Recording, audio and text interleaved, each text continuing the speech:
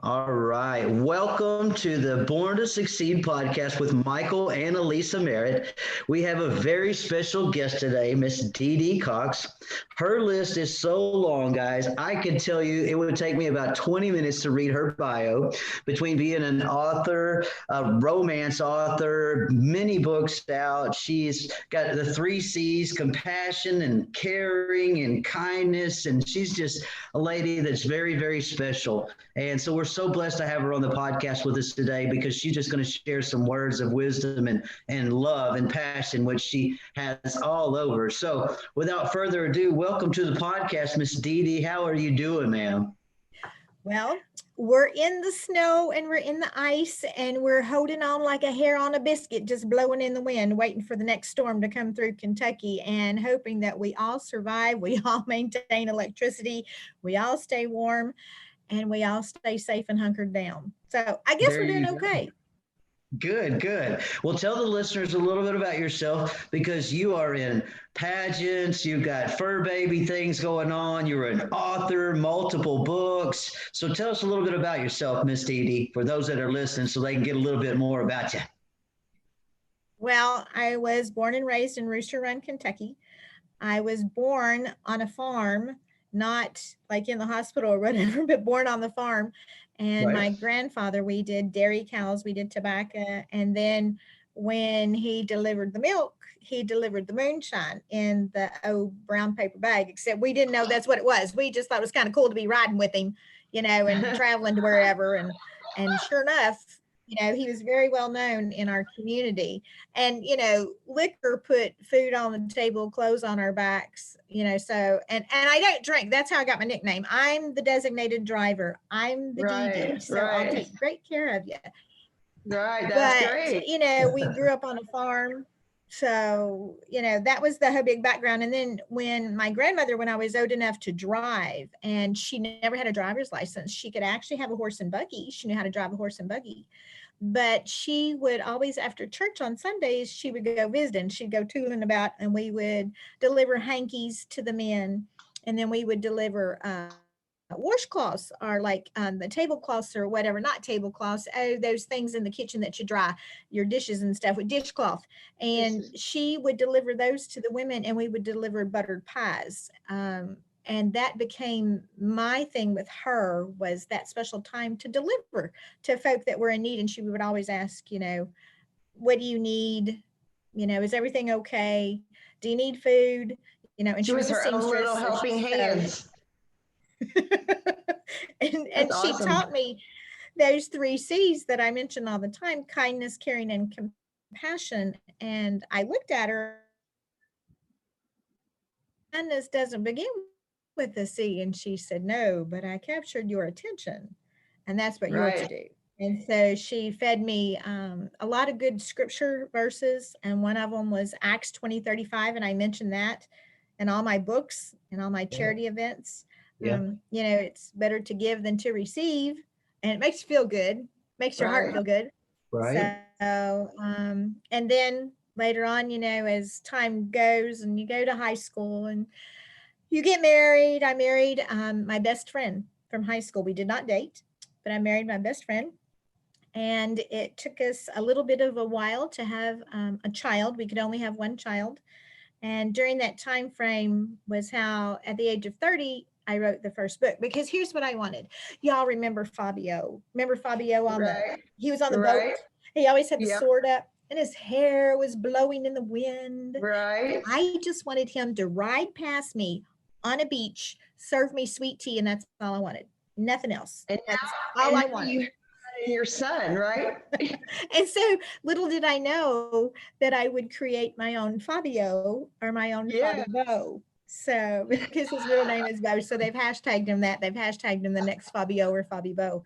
But How fun. you think about all those things back in your youth, and what you did and what you read and who influenced you, and to bring it forward, because it took us such a long time to have a child and to figure out what was taking place. When I had him, I was very mature. So Right. that put the writing on the back burner, because when you have a child, or when you're trying trying to have a child and then you do have the child, so many things take place and your priorities go in different directions. Yeah, They all divide. You don't sweat the small stuff anymore, for real. And baby, there's a lot of small stuff we're sweating and we don't need to be. There is, for sure. So, Yes.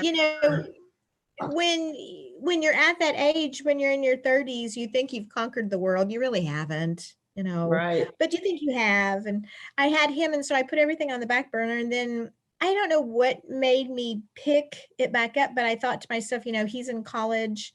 My husband and I are going to be left alone, empty nesters. And I want to write. I want to do at least one romance book. That's all I wanted. Right. Uh-huh. And so I went back to where I was at the age of 30 writing that book. And I looked at it and I thought, oh, what the hey, you might as well just go ahead and finish it. If anybody buys it, that's great. If nobody buys it, you did it. You accomplished what you wanted to do. You finished a book. And I reached out to a very dear friend who had done a children's book. And I asked her who the publisher was. And so that began the whole whirlwind of becoming a romance author. And, the really cool thing is God has such a great sense of humor, such a wonderful sense of humor. Yeah. And, in that book, I had Logan and Grace as the two main characters. Well, the young girl, hold on. So look, the young girl on the book, her name is Logan Grace. And I had never met her when I wrote the book. She hadn't even been born yet, and neither had my son. And so I can tell you how funny God is by putting her on the book with my son. They're best friends. They don't date. No dating. Yes. No. Yes. So that became the first book. And I was a published author at the age of 56.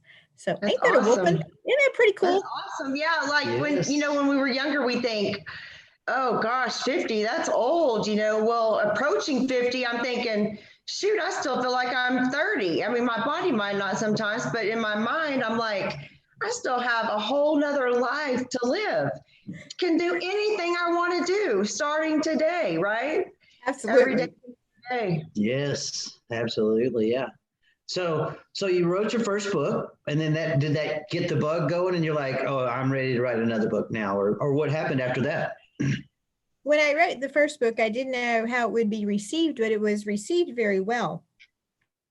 Now, y'all know that you're going to have the negative naysayers, and you're going to have the folk that say, oh, I can't believe you did that. Or, you're old, you're not going to be able to do anymore. You're just, what is it called when they say, oh, she's just a one-timer, a one-hit wonder. Ooh, a one-hit wonder, which was really cool. Right. And so I thought, I talked to Michael with Beyond Publishing, my publisher, and I said, I want to write more. And so he said, let's do a 2-degree series. He said, your son's in nursing school. Let's just do all these series based on all these doctors, whatever you want to come up with, the theme and the little ideas. And I was like, okay. So after the 2 Degrees, 1 Heart, I went